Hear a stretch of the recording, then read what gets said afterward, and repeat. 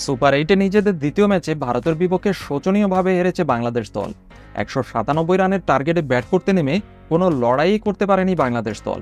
একপেশে খেলায় যেন জেতার মতো কোনো ইচ্ছাই ছিল না বাংলাদেশের।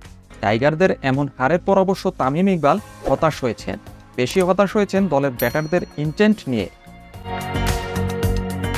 ESPN ক্রিক-ইনফোর ম্যাচ পরবর্তী লাইভ অনুষ্ঠানে হারের কারণ হিসেবে তামিম দায়ী করলেন ব্যাটারদের রান করতে না পারার ক্ষমতাকে। তামিম বলেছেন, আমার মনে হয় অ্যাপ্রোচের দিক থেকে বাংলাদেশ ম্যাচ হেরে গিয়েছে।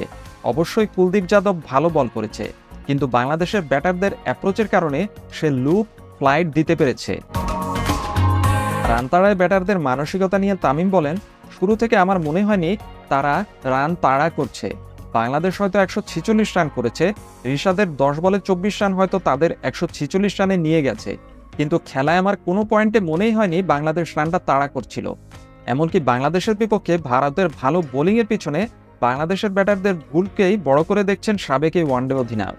তামিম আরও বলেন, আসলে আমি বেশি খুশি হতাম বাংলাদেশ যদি ১৯৭ রান তাড়া করতে চেয়ে ইন্টেন্ট দেখিয়ে ১০০ রানে অল আউট হতো। সুপার এইটের শেষ ম্যাচে আফগানিস্তানের মুখোমুখি হবে বাংলাদেশ। এখন পর্যন্ত সুপার এইটে একটিও জয় নেই বাংলাদেশের।